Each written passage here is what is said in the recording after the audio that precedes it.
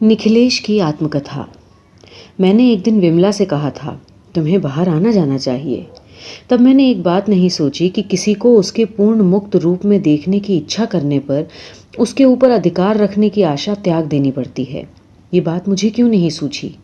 स्त्री पर स्वामी का जो अधिकार होता है, क्या उसी के अभिमान के कारण? मुझे अभिमान था कि बेपर्दा सत्य को देख सकने की शक्ति मुझे प्राप्त है। आज उसी की परीक्षा हो रही है। मेरे संबंध में एक बात विमला आज तक नहीं समझ पाई। जबरदस्ती को मैंने सदा कमजोरी समझा। विमला पुरुष के वेश में अन्यायी देखना पसंद करती है। उत्कट और साधारण ही पर उसके दिल की प्रीति है। लेकिन मेरी दृढ़ प्रतिज्ञा है कि उत्तेजना की कड़ी शराब पीकर उन्मत्तों के समान कभी देश कार्य में न लगूंगा। आज सारे देश के भैरवी चक्र में मदिरा को लेकर जो मैं बैठना नहीं चाहता, इससे मुझे सभी का बुरा बनना पड़ता है। देश के लोग सोचते हैं कि मैं पदवी चाहता हूँ या पुलिस से डरता हूँ। पुलिस सोचती है कि मेरा कुछ गुप्त उद्देश्य है, इसलिए मैं ऐसा भला मानस बना हुआ हूँ। मेरा विश्वास है कि जो लोग देश को साधारण और सच्चे मन से देश समझकर मनुष्य पर मनुष्य की तरह श्रद्धा रखकर सेवा नहीं करते, जो शोरगुल मचाकर माँ कहकर देवी कहकर मंत्र पढ़कर केवल दिखावा करते हैं, उनके दिल में देशभक्ति का नहीं वरन नशेबाजी का ख्याल रहता है। मैं बहुत दिनों से सोच रहा हूँ कि संदीप की इच्छाएं कुछ और ही हैं। सुख विलास की आसक्ति धर्म के संबंध में उसे भूल में डाल देती है और देश के कार्य में कुकर्म की राह चलती है। उसे विलास की तृप्ति भी चाहिए और विद्वेष का नशा भी। रुपए का भी संदीप को कुछ लोभ है। विमला ने ये बात मुझे पहले बताई थी। ये बात मैं खुद भी मानता था, लेकिन रुपए के संबंध में संदीप के साथ कंजूसी न कर सका। लेकिन आज विमला को ये बात समझाना मुश्किल है कि देश के संबंध में भी संदीप का भाव उसी लोलुपता का एक रूपांतर है। विमला दिल ही दिल में संदीप की पूजा करती है। इसी से संदीप के विषय में उससे कुछ कहने का मेरा दिल नहीं चाहता। संभव है मेरे मन में कुछ ईर्ष्या जाग उठे या कुछ ऊंच नीच कर बैठूं। संदीप का जो चित्र मेरे मन में अंकित हो गया है, शायद उसी की रेखाएं मेरी वेदना की तेज गर्मी से टेढ़ी मेढ़ी हो गई हों। तब भी मन में रखने से ये कह डालना ही बेहतर है। मास्टर चंद्रनाथ बाबू को मैं लगभग 30 वर्षों से जानता हूँ। वो न निंदा से डरते हैं, न विपत्ति से और न मौत से। उन्होंने ही मेरी रक्षा की थी, वरना जिस घर में मैंने जन्म लिया था उसमें मेरे बचने की कोई संभावना नहीं थी। उस दिन चंद्रनाथ बाबू मेरे पास आकर कहने लगे, क्या संदीप का यहाँ और अधिक ठहरना आवश्यक है? कहीं अमंगल की तनिक भी हवा चलती तो उनके हृदय पर जा लगती थी। वो तुरंत जान लेते थे। उनका मन सहज में नहीं बहकता। उस दिन उन्हें एक महान विपत्ति की छाया दिखाई दी थी। उन्हें मुझसे कितना स्नेह है ये केवल मैं ही समझता हूँ। चाय पीते वक्त संदीप से मैंने कहा, तुम रंगपुर नहीं जाओगे? वे लोग समझ रहे हैं मैंने तुम्हें जबरन रोक लिया है। विमला चायदानी से प्याले में चाय उंडेल रही थी। एकाएक उसका मुंह फीका पड़ गया। उसने संदीप के मुंह की तरफ एक बार तिरछी दृष्टि डालकर देखा। संदीप ने कहा, हम जो घूम घाम कर स्वदेशी का प्रचार करते फिरते हैं, मेरा विचार है कि इसमें ज़रूरत से ज़्यादा शक्ति खर्च होती है। मैं सोचता हूँ कि एक एक जगह को केंद्र बनाकर प्रचार किया जाए तो बहुत से लाभ होने की संभावना है। इतना कहकर उसने विमला की तरफ देखकर कहा, आपका क्या विचार है? विमला पहले तो कुछ जवाब न दे सकी, लेकिन फिर कुछ सोच कर बोली, देश का काम दोनों तरफ से हो सकता है। चारों तरफ फिरकर काम करना या एक जगह बैठकर काम करना, इनमें से जिस ढंग से काम करने के लिए आपका मन चाहे वही ढंग उचित है। संदीप ने कहा, तो फिर सच बात कहूं, मेरे मन को पूरी तरह संतुष्ट कर सके ऐसी शक्ति का स्रोत मुझे आज तक नहीं मिला। इसी कारण केवल देश विदेश घूमकर नए नए लोगों के मन को उत्तेजित करके उसी उत्तेजना से मुझे जीवन का तेज इकट्ठा करना पड़ा है। आज आप ही मेरे लिए देश की वाणी हैं। ये अग्नि तो मैंने किसी पुरुष में भी नहीं देखी। नहीं, शर्माइए नहीं, आपका स्थान लज्जा और संकोच से बहुत ऊपर है। आप ही हमारे छत्ते की रानी मक्खी हैं। हम आपको चारों तरफ से घेर कर काम करेंगे। उस काम की शक्ति आप ही होंगी, उस काम का केंद्र आप ही होंगी। लज्जा और गौरव से विमला का मुख लाल हो गया और चाय के प्याले में चाय डालते हुए उसके हाथ कांपने लगे। फिर एक दिन आकर चंद्रबाबू कहने लगे, तुम दोनों कुछ दिन के लिए दार्जिलिंग की सैर कराओ। तुम्हारा चेहरा देखने से मालूम होता है कि तुम्हारा स्वास्थ्य ठीक नहीं, शायद ठीक तरह से नींद नहीं आती। शाम को मैंने विमला से पूछा, विमला, दार्जिलिंग की सैर करने चलोगी? मैं जानता हूँ कि दार्जिलिंग जाकर हिमालय पर्वत देखने की विमला की बड़ी इच्छा थी, पर उस दिन उसने कहा, ना, अभी रहने दीजिए, देश को क्षति पहुंचने की आशंका थी। संदीप की आत्मकथा। जिनके मन में इच्छाओं की कमी नहीं है, जो अपने प्राण देकर भी सुख भोगना जानते हैं, जिन्हें द्विधा तथा संकोच नहीं है, वही प्रकृति के वरपुत्र हैं। उन्हीं के लिए प्रकृति ने सब सुंदर और कीमती वस्तुएं सजा रखी हैं। वही तैरकर दरिया पार कर जाएंगे, कूदकर दीवारें फांद जाएंगे और लात मारकर दरवाजे तोड़ डालेंगे, लेने योग्य वस्तुएं छीन लेंगे। इसी में सच्चा आनंद है। प्रकृति आत्मसमर्पण करती है, पर ऐसे ही डाकुओं के लिए। प्रकृति को ये जबरदस्ती की छीना झपटी अच्छी लगती है, इसलिए वो अधमरे तपस्वी के गले में बसंत के फूलों की वरमाला स्वयं नहीं पहनाना चाहती।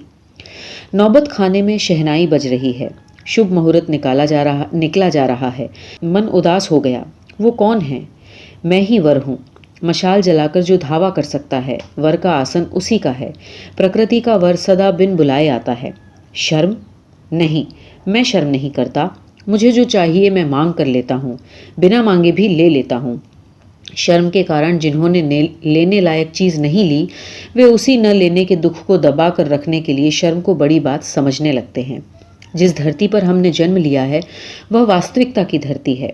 बड़ी बड़ी बातें बना बना कर, अपने आप को धोखा देकर जो मनुष्य इन वास्तविक वस्तुओं की दुकान से खाली हाथ और खाली पेट चला गया, उसने इस मिट्टी की धरती पर जन्म ही क्यों लिया था?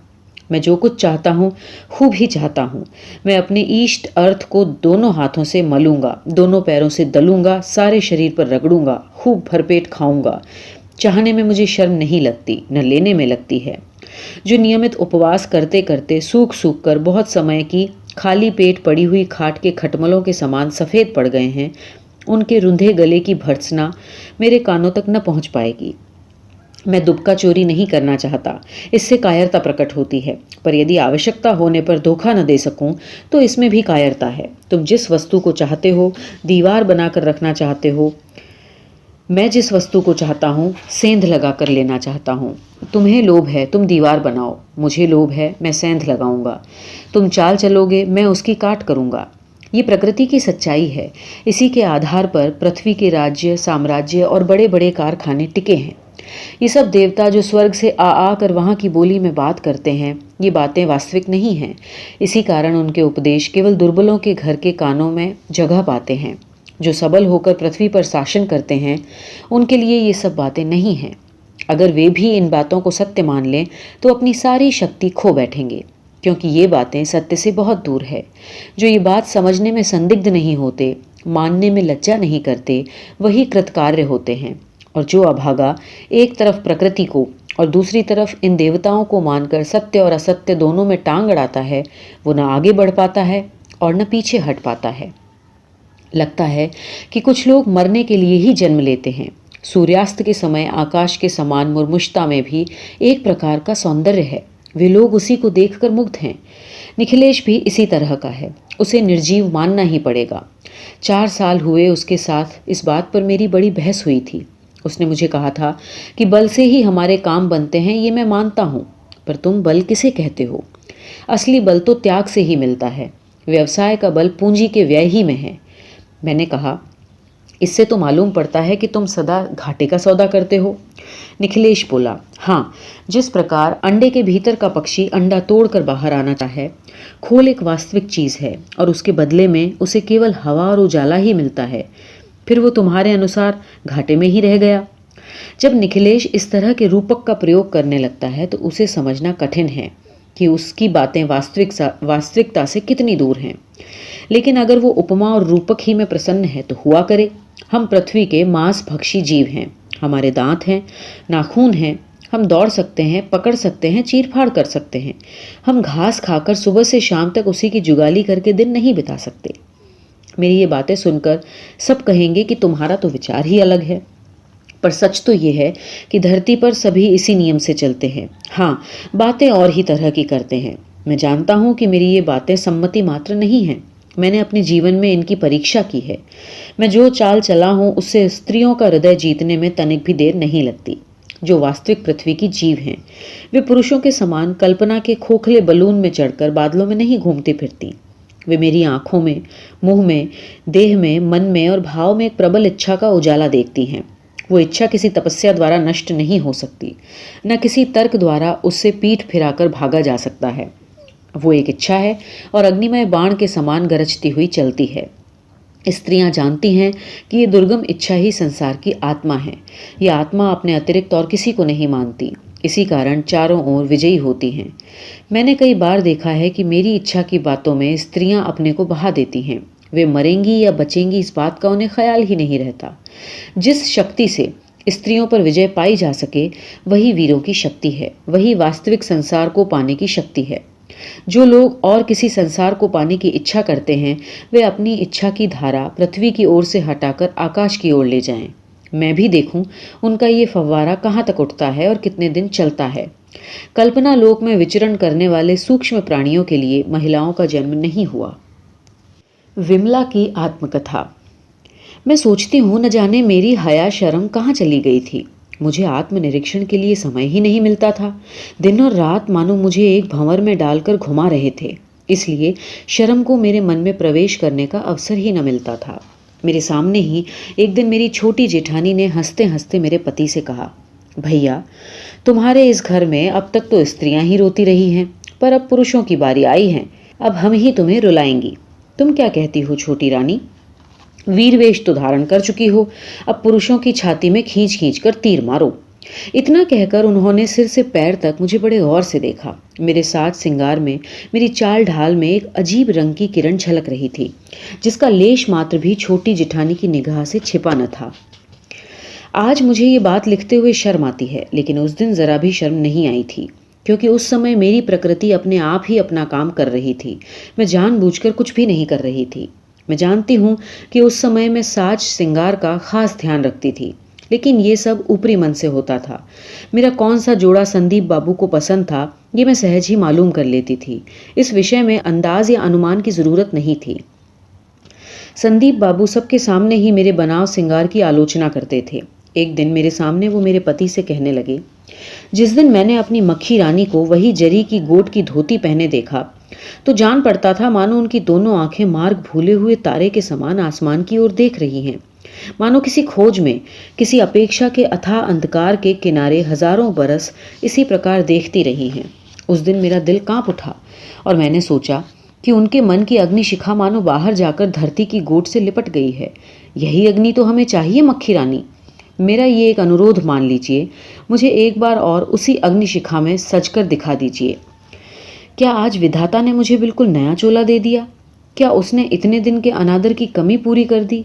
जो सुंदरी वो नहीं थी वो सुंदरी हो उठी, जो साधारण थी वही खास लगने लगी। संदीप तो केवल एक साधारण मनुष्य नहीं थे, वो मानो अकेले ही देश की लाखों चित्त धाराओं के संगम थे। इसी कारण जब उन्होंने मुझे छत्ते की मक्खी रानी कहा तो मानो सारे देश सेवकों ने मेरा अभिषेक किया हो। इसके बाद बड़ी जेठानी की निशब्द अवज्ञा और छोटी जेठानी के सशब्द परिहास की मुझे जरा भी परवाह नहीं रही। सबके साथ मेरा संबंध एकदम बदल गया। संदीप बाबू ने मेरे मन में जमा दिया था कि मानो देश का काम मेरे बिना चल ही नहीं सकता। उस समय ये बात मानने में मुझे जरा भी संकोच नहीं हुआ। मुझे जान पड़ा मानो मुझ में एक ऐसी शक्ति आ गई है जिसका मुझे पहले कभी भी अनुभव नहीं हुआ था। मेरे मन में जो ये प्रबल आवेग एकदम आ घुसा, ये क्या चीज़ थी? इस पर विचार करने का मेरे पास समय नहीं था। ये आवेग मेरे मन में था तो भी मेरा मन नहीं था। ये मानो कहीं बाहर से आया था, मानो बाढ़ का जल था, गांव के तालाब में आकर भर गया। संदीप बाबू देश के संबंध में जरा जरा सी बातों में मुझसे सलाह लेते। पहले पहल मुझे बड़ा संकोच हुआ, पर थोड़े ही दिनों में संकोच जाता रहा। मैं जो कुछ कहती उसी से संदीप बाबू अचंभे में पड़ जाते और कहते, पुरुष तो केवल सोच ही सकते हैं, पर आप लोग तो समझ लेती हैं। आपको सोच विचार की जरूरत नहीं होती। स्त्रियों को ही विधाता ने मन से बनाया है, पुरुषों को तो हाथ में हथौड़ी लेकर ठोक पीट कर गढ़ दिया है। धीरे धीरे मुझे विश्वास होने लगा कि जो कुछ देश में हो रहा है उसके मूल कारण में संदीप बाबू और उनकी साधारण बुद्धि है। मेरा मन एक भारी दायित्व के गौरव से भर गया। इन विचारों में मेरे स्वामी का कोई स्थान नहीं था।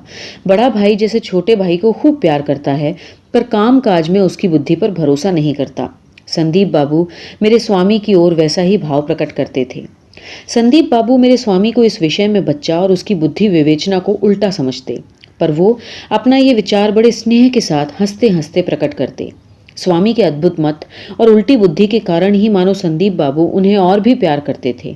इसी कारण उन्हें देश कार्य के दायित्व से मुक्त कर दिया था। प्रकृति के औषधालय में बहुत सी दवाएं ऐसी है जिनसे व्यथित अंग सुन्न हो जाता है और दुख मालूम नहीं पड़ता। जिस समय किसी गहरे संबंध की नाड़ी कटने लगती है, उस समय न जाने कहां से एक ऐसी दवा आप ही उस ओर संचार करने लगती है। बाद में एक दिन अचानक दिखाई पड़ता है कि एक बहुत बड़ा व्यवधान है। मेरे जीवन में सबसे बड़े संबंध पर जिस समय छुरी चल रही थी, उस समय मेरा मन एक तीव्र आवेग से ऐसा बेसुध हो रहा था कि खबर ही नहीं थी कि कितनी बड़ी घटना का सामना है।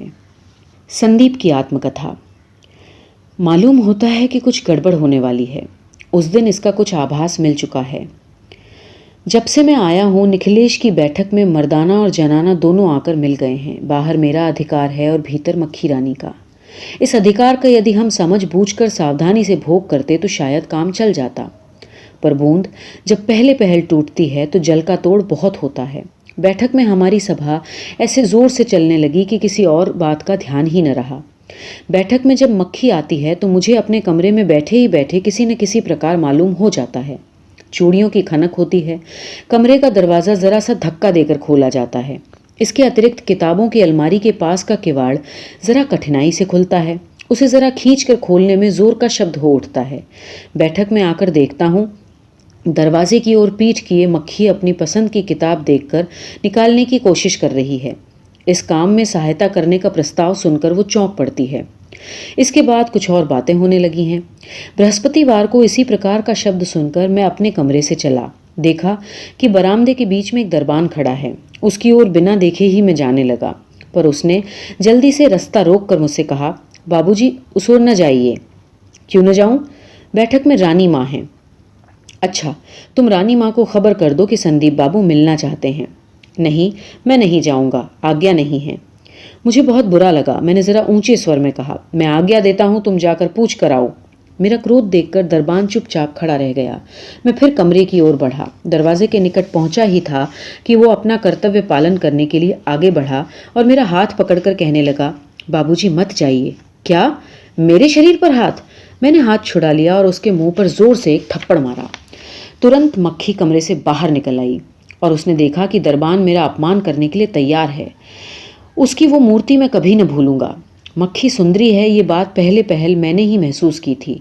हमारे देश में बहुत से लोग शायद उसकी ओर देखें भी नहीं, मगर मानो आत्मा के फुआरे की वो धार है और सृष्टिकर्ता की हृदय गुहा से वेग के साथ निकल पड़ी है।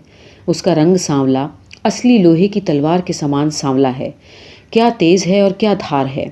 वही तेज उस दिन उसके सारे चेहरे और आंखों में झलक रहा था। वो चौखट पर आकर खड़ी हो गई और दरबार की ओर अंगुली उठाकर कहने लगी, ननकू यहाँ से चले जाओ। मैंने कहा, आप नाराज न हो, जब आने की मनाही ही है तो मैं जा रहा हूँ। मक्खी कांपते हुए स्वर में बोली, नहीं, आप न जाइए, अंदर आइए। यह अनुरोध नहीं था, आज्ञा थी। मैं कमरे के भीतर गया और कुर्सी पर बैठकर पंखे से हवा करने लगा। मक्खी ने कागज के एक टुकड़े पर कुछ लिखकर बैरे को दिया कि महाराज को दे आऊं। मैंने कहा, मुझे क्षमा कीजिए, मैं अपने को न संभाल सका, दरबान को बेकार मार बैठा। लेकिन उस बेचारे का क्या दोष है? वो तो केवल कर्तव्य का पालन कर रहा था। इसी समय निखिल भी आ गया। मैं फुर्ती से कुर्सी से उठा और उसकी तरफ पीठ करके खिड़की के पास जा खड़ा हुआ। मक्खी ने निखिल से कहा, आज ननकू ने संदीप बाबू का अपमान किया है। निखिल ने बड़े भोलेपन से आश्चर्यचकित होकर पूछा, क्यों? ये सुनकर मुझसे रहा न गया। मैंने मुंह फेर कर उसकी तरफ देखा और सोचने लगा कि साधुओं के सत्य की बड़ाई स्त्री के सामने नहीं चलती, खासकर अगर स्त्री भी ऐसी हो। मक्खी ने कहा, संदीप बाबू बैठक में आ रहे थे। वो उनका रास्ता रोक कर कहने लगा, आज्ञा नहीं है। निखिल ने कहा, किसकी आज्ञा नहीं है? मक्खी ने कहा, ये मैं कैसे बताऊं?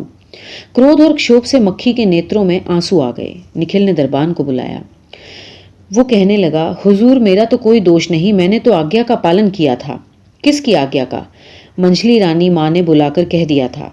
थोड़ी देर के लिए सब निस्तब्ध बैठे रहे। जब दरबान चला गया तो मक्खी ने कहा, अब ननकू यहाँ नहीं रह पाएगा। निखिल कुछ न बोला।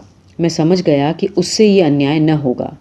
उसकी न्याय बुद्धि में बड़ी ठेस लग जाती है, लेकिन बड़ी कड़ी समस्या। मक्खी सीधी सादी लड़की तो थी नहीं। ननकू को निकालकर अपनी जेठानियों के अपमान का प्रतिशोध उसे लेना था। निखिल देर तक चुप रहा। अब तो मक्खी के नेत्रों से आंख बरसने लगी। उसे निखिल पर बहुत गुस्सा आ रहा था। निखिल बिना कुछ कहे उठकर कमरे से बाहर चला गया। दूसरे दिन वो दरबान न दिखाई दिया। पूछने पर मालूम हुआ कि निखिल ने उसे कहीं बाहर के काम पर तैनात करके भेज दिया है। दरबान की इसमें हानि ही क्या थी। इन दिनों नेपथ्य में जो तूफान चल रहा था उसका आभास तो मुझे भी था। बार बार यही ख्याल आता था कि निखिल बड़ा अजीब आदमी है, बिल्कुल ही संसार से निराला। इस सब का ये नतीजा हुआ कि इसके बाद कुछ दिन तक मक्खी रोज बैठक में आकर बैरे को भेजकर मुझे बुलाती और बातचीत किया करती, किसी काम से या बहाने की भी आवश्यकता न करके। मक्खी राजघराने की बहू है, बाहर के पुरुष के निकट मानो एकदम नक्षत्र लोक की रहने वाली है, जहां तक पहुंचने का कोई निर्दिष्ट मार्ग नहीं है। सत्य की ये कैसी आश्चर्यजनक जय यात्रा है कि संसार और सांसारिक नियमों के सब पर्दे एकाएक उठते चले गए, यहाँ तक कि आखिर में केवल नग्न प्रकृति दिखाई पड़ने लगी। सत्य नहीं तो और क्या है, स्त्री पुरुष के आपस के संबंधों के बीच एक वास्तविक चीज है। धूल के कण से लेकर आकाश के तारे तक सब जगह इसके गवाह हैं, और मनुष्य कैसे कैसे नियम बनाकर उसे पर्दे में छिपाना चाहता है। अपने गढ़े हुए विधि निषेध लगाकर उसे अपने घर की चीज बना बैठता है, मानो और जगत को गलाकर जमाई के लिए घड़ी की चेन बनाने के लिए तैयारी की हो। जिस समय वास्तविकता वास्तव का आह्वान सुनकर जाग उठती है और मनुष्य के सब वाक्य जालों को तोड़ ताड़ कर अपने स्थान पर आ खड़ी होती है, उस समय क्या सिर्फ धर्म बल या विश्वास बल उसे रोक सकता है? फिर धिक्कार, हाहाकार और दंड, शासन का कितना शोरगुल मचता है। पर अंधयाप के साथ लड़ाई करना क्या सिर्फ शब्दों का काम है? वो तो जवाब नहीं देता, वो सिर्फ टक्कर देना जानता है, इसलिए कि वो यथार्थ है। इसलिए नेत्रों के सामने सत्य का ये प्रत्यक्ष प्रकाश देखना मुझे बड़ा भला लगता है। रही लज्जा, डर और दुविधा की बात, अगर ये सब न रहें तो सत्य के रस में आनंद ही क्या। पांव कांपना, रह रहकर मुंह फेरना, ये सब बड़ा मनोहर है। और सब छल धोखा औरों के लिए नहीं है, ये सब छल धोखा स्वयं अपने लिए है। वास्तव को जब अवास्तव से लड़ना पड़ता है तो उसका प्रधान अस्त्र छल होता है, क्योंकि वस्तु को उसके विरोधी सदा घृणित और स्थूल बना देते हैं। मैं सब कुछ देख रहा हूँ। ये जो पर्दा उड़ा जा रहा है, ये प्रलय मार्ग की यात्रा की तैयारी हो रही है। वो तो लाल फीता वालों के भीतर से थोड़ा दिखाई देता है, मानो काल वैशाली की जीभ लपलपा रही हो। मैं इसकी गर्मी स्पष्ट अनुभव कर रहा हूँ। ये सब आयोजन आप ही आप हो रहा है। उसे खुद भी इसका ज्ञान नहीं। उसे ज्ञान क्यों नहीं? मनुष्य वास्तव में छिपा छिपा कर उसे स्पष्ट जानने और मानने का उपाय खुद अपने हाथों से नष्ट कर देता है।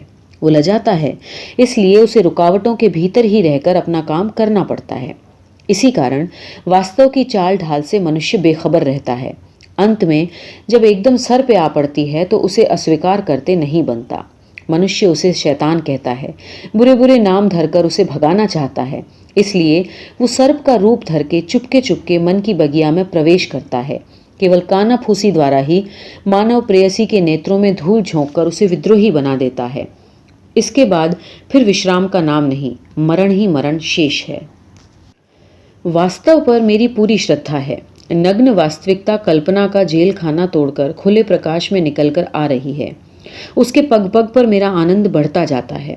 मैं जो चीज़ चाहता हूँ उसे अपने निकट रखूंगा, खूब दिल भर कर बिलसूंगा। बीच में जो कुछ है वो चूर चूर हो जाएगा, धूल में मिल जाएगा, हवा में उड़ जाएगा। इसी में आनंद है। यही वास्तव में उन्मत्त नाच है। इसके पीछे जीवन मरण, अच्छा बुरा, दुख सुख सब तुच्छ है। मेरी मक्खी रानी अभी तक स्वप्न में है। वो नहीं जानती कि वो किस ओर जा रही है। समय आने से पहले एकदम उसकी नींद तोड़ देना उचित नहीं। उसे मेरे असली उद्देश्य का ज्ञान नहीं होना चाहिए। उस दिन जब मैं भोजन कर रहा था तो मक्खी रानी ने मेरी ओर एक विशेष प्रकार से देखा था, मानो कुछ भूल गई हो। उस प्रकार देखने का क्या अर्थ है? मेरी दृष्टि उसकी आंखों की ओर उठते ही उसका चेहरा लाल हो गया और उसने नजर दूसरी ओर फेर ली। मैंने कहा, आप मुझे आता देखकर एकदम अवाक हो गई। मैं अनेक बातें छिपा सकता हूँ, मगर मेरा ये लोभ पग पग पर खुल जाता है। पर देखिए, जब मैं निर्लज्ज हूँ तो आप मेरे लिए क्यों लज्जा करती हैं? इस पर उसका चेहरा और भी लाल हो उठा। कहने लगी, नहीं नहीं आप। मैंने कहा, मैं जानता हूँ कि लोभी मनुष्य स्त्रियों को अच्छे लगते हैं, इस लोभ के कारण ही तो स्त्रियां उन पर विजय पाती हैं। मेरे लोभ के कारण ही स्त्रियां मेरा सदा आदर सत्कार करती हैं। इसी से आज मेरी ये दशा हो गई है कि लज्जा का लेश मात्र भी मुझ में न रहा। अतएव आप देखती रहिए, जितनी अच्छी अच्छी चीजें हैं एक भी न छोड़ूंगा। यही मेरा स्वभाव है। मैंने कुछ दिन पहले एक अंग्रेजी पुस्तक देखी थी जिसमें स्त्री पुरुष की संभोग नीति के विषय में सभी बातें साफ साफ लिखी थी। इसी कारण मैं उसे बैठक में डाल गया था। एक दिन दोपहर में किसी काम से मैं उसी कमरे में गया। क्या देखता हूं कि मक्खी रानी उसी पुस्तक को हाथ में लिए पढ़ रही है। पांव की आहट सुनते ही उसने झटपट एक और पुस्तक उसके ऊपर रख दी। इस पुस्तक में लॉन्गफेलो की कविताएं थी। मैंने तुरंत कहा, मैं आज तक नहीं समझा कि स्त्रियां कविता की पुस्तक पढ़ते हुए क्यों लज्जा करती हैं। पुरुष यदि लज्जा करें तो ठीक भी है, क्योंकि हम लोगों में कोई वकील है तो कोई इंजीनियर,